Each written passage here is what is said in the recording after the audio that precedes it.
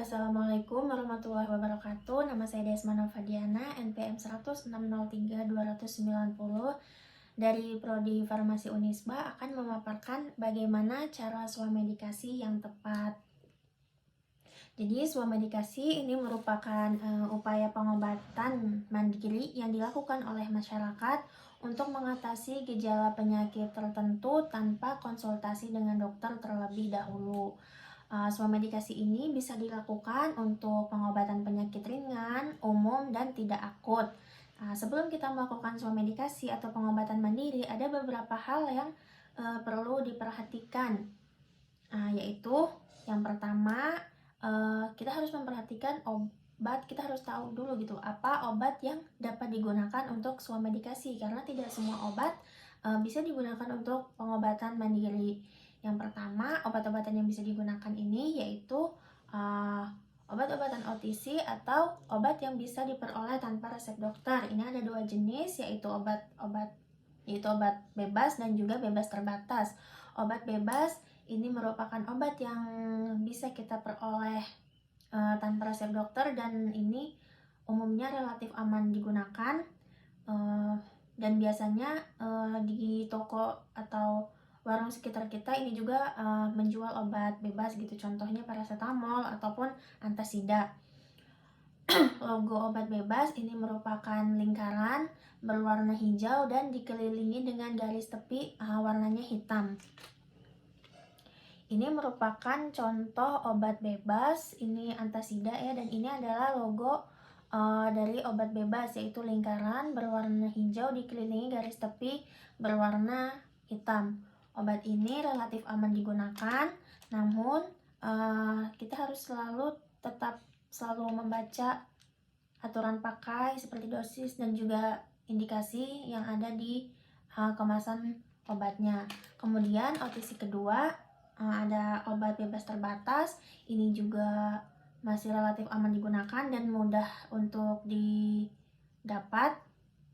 Namun pada obat bebas terbatas ini, pada kemasannya itu akan ada peringatan, dan logo dari obat bebas terbatas ini adalah lingkaran berwarna biru dengan garis tepinya warna hitam, dikelilingi garis tepi berwarna hitam.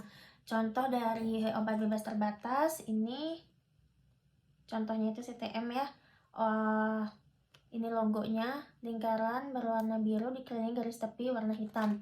Contoh dari obat bebas terbatas itu ada biasanya CTM yang merupakan obat alergi atau antihistamin. Kemudian obat-obatan kedua yang bisa dilakukan untuk swamedikasi ini ada obat tradisional meliputi jamu, OHT, dan juga fitofarmaka. Khususnya fitofarmaka ini harus selalu melihat, walaupun obat herbal, tapi kita harus selalu baca informasi atau tata cara penggunaan dosis yang tepat yang ada di kemasan obatnya. Kemudian obat yang bisa digunakan untuk swamedikasi yang ketiga itu ada obat wajib apotek. Obat wajib apotek ini sebenarnya adalah obat keras gitu, yaitu obat dengan logonya itu adalah lingkaran dengan dikelilingi garis tepi warna hitam, lalu di tengahnya tuh ada tulisan K berwarna merah. Itu merupakan obat keras. Nah, obat wajib apotek ini adalah obat keras yang kita bisa peroleh tanpa resep dokter. Contohnya itu asam mefenamat. Jadi itu obat-obat apa saja yang bisa kita gunakan untuk swamedikasi, itu merupakan poin pertama yang harus diperhatikan ketika akan melakukan swamedikasi. Lalu yang kedua, ada hal lain yang harus diperhatikan sebelum melakukan swamedikasi, supaya swamedikasi kita ini tepat dan nggak berbahaya. Kita akan ada hal-hal lain juga yang harus diperhatikan, yaitu yang pertama, kenali terlebih dahulu gejala apa saja yang bisa diobati dengan obat bebas dan obat bebas terbatas tadi gitu. Dan ini hanya untuk gejala-gejala ringan seperti pusing, sakit kepala, demam, flu, batuk, diare. Ini merupakan contoh gejala yang masih bisa diobati dengan obat-obatan OTC. Perlu diingat bahwa swamedikasi ini hanya untuk jangka waktu pendek gitu, umumnya 3 hari. Jadi kalau misalnya kita diare lalu kita melakukan swamedikasi dan kita mengonsumsi obat untuk diare, namun setelah 3 hari diarenya tidak kunjung membaik, maka disarankan untuk pergi ke dokter supaya mendapatkan pengobatan yang lebih baik gitu. Kemudian yang kedua adalah dari mana kita mendapatkan obat-obatan yang akan digunakan ini gitu. Karena diharapkan kita mendapatkan obat dari tempat yang terjamin gitu ya, contohnya apotek. Karena kita akan memperoleh informasi terkait obat-obatannya dan juga terkait penyakit yang sedang kita derita dari apoteker gitu. Kita akan mendapatkan informasi yang rasional dari para apoteker yang ada di sana.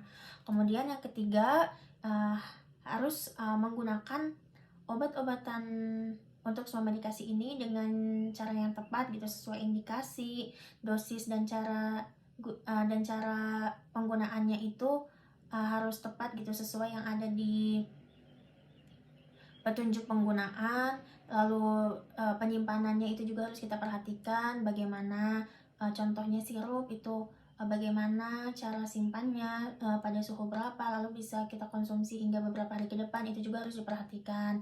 Kemudian untuk poin selanjutnya itu adalah kita harus selalu membaca perhatian khusus terkait kontraindikasi, kemudian tanda atau gejala efek samping setelah mengonsumsi obat ini itu seperti apa, kita juga harus perhatikan. Lalu yang kelima, perhatikan tanggal kadaluarsanya gitu. Kalau yang keenam, penting untuk memperhatikan masalah makanan atau minuman yang boleh dan tidak boleh dikonsumsi setelah mengonsumsi obat ini gitu. Jadi contoh misalnya setelah minum obat A, kita nggak boleh setelah mengonsumsi obat A kita nggak boleh makan buah ini gitu. Itu juga harus diperhatikan supaya efek yang kita inginkan terhadap tubuh kita dari obat tersebut itu maksimal, itu baik gitu, jadi obat bisa kerja dengan maksimal.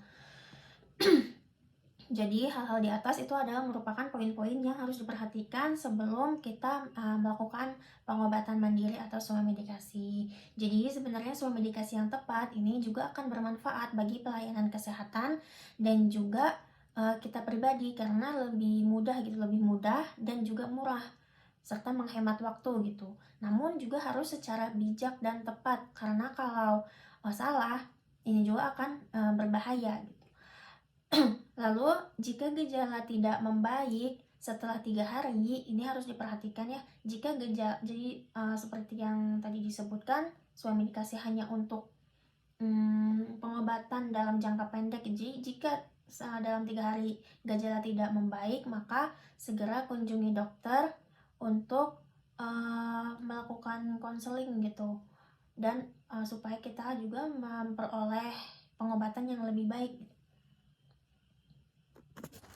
Kemudian harap perhatikan juga jika muncul gejala seperti sesak napas, kulit kemerahan, mual muntah, gatal, atau adanya bengkak di bagian tertentu. Ini bisa jadi gejala efek samping atau reaksi alergi dari obat yang kita gunakan. Maka jika terjadi hal ini, bisa stop penggunaan obat dan hubungi dokter untuk konsultasi dengan dokter, dengan ahlinya gitu.